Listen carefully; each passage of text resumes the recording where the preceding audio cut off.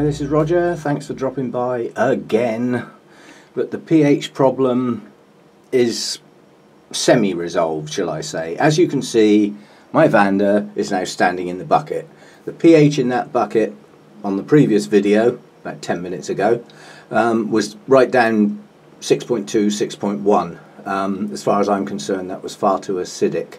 I've mixed up a buffer solution that came with the pH meter, the one that pushes towards alkalinity, so removes acidity basically. Pardon me. And I've added some of that to the bucket and brought it back up to 6.7.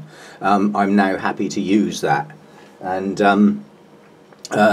just on the same subject, over in my bowl, that lovely clean water has now got lots of bits in it because I've just used basically clean RO water with a sensible pH. It was 6.9 when we measured it, and I've watered all of my mounted orchids. I mean, just as an example of a mounted orchid, that's one of the ones that's actually heavy on the moss, shall I say. That's actually got quite a lot of moss on it because the plant in question has very, very fine roots.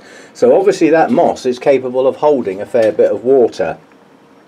The fact that it's capable of holding a fair bit of water, it was also capable of storing away the high acidity that inadvertently I've been using.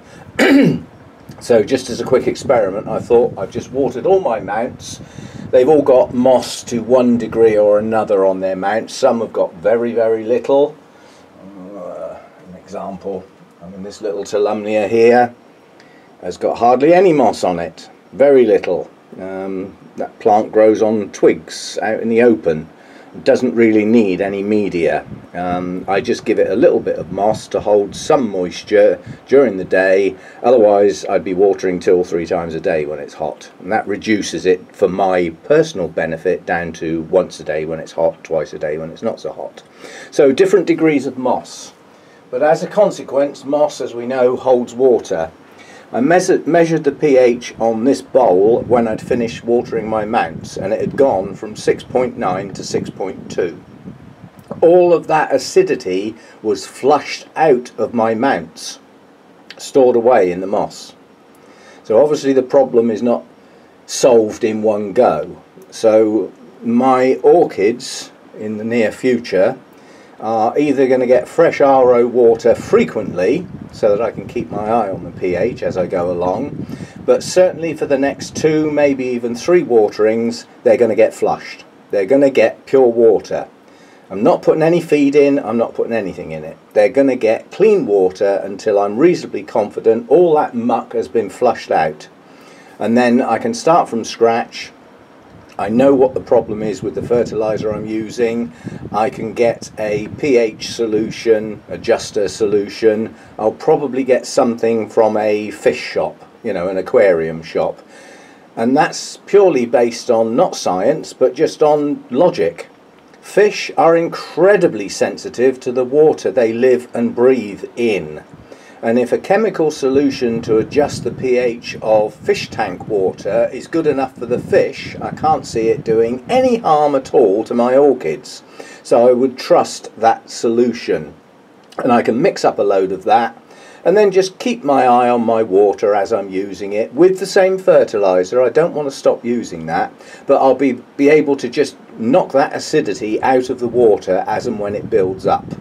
The idea being that in the future the fertilized water will be balanced from a pH point of view before it gets anywhere near the orchids, so the problem should not build up again.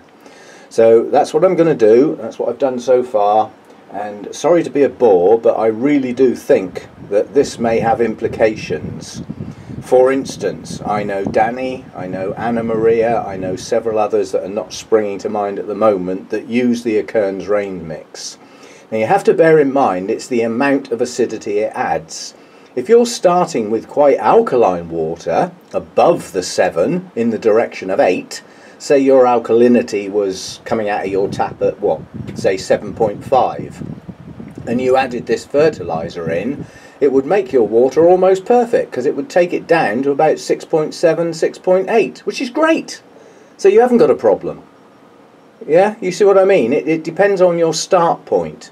My start point is just below 7. It's 6.9. That's how my RO water starts from a pH point of view. And by adding the fertiliser at the strength I want, which certainly in the bowl was not that high, you know, it actually added 7 or 8 pH points to that value, which takes it beyond what I'm prepared to use. So that's what I'm going to do. I would suggest amongst our orchid people, just have a look at your pH, see what your starting point is. If you're already starting with relatively acidic water, you know, you're already down to about 6.6, you know, even 6.5 coming out of your tap, and you add this rain mix, you're going to start doing damage. And I wonder, from a personal point of view with Danny did a lot of work on trying to find out why the hell some of her roots had brown stains on them when they hadn't touched anything. I mean, the ceramis was suspect, the lacquer beads were suspect, all sorts of things were suspect, and it came down to the fertiliser burns on those roots. Well, maybe there's an added factor in here. Yes, it may be the fertiliser that was causing the problem, but it might not be the strength of the fertiliser. It may be what it's doing to the pH. So Danny, I'll get you to watch this one and the previous one. It could be very relevant to you. It depends where your start point is. So have a think about your pH, and not only that Akerns rain mix, I would suggest that other fertilisers could do a similar thing. They might even take your pH in the complete opposite direction and make it far too alkaline. But it's worth just having a look through, have a think about what you're doing, borrow a meter off of somebody, just do a bench check on what your base water starts at and then what your fertilised water ends up at. And hopefully you've got a fertiliser that does absolutely nothing to your pH value, which is what they say they do, as opposed to what they actually do. Okay, so one a bit miffed, and that's the polite version that I can put on a video, about my fertiliser and my pH problems and my solutions. Sorry if it's been boring for you and not relevant to you, but I think it's quite important. See you again next time.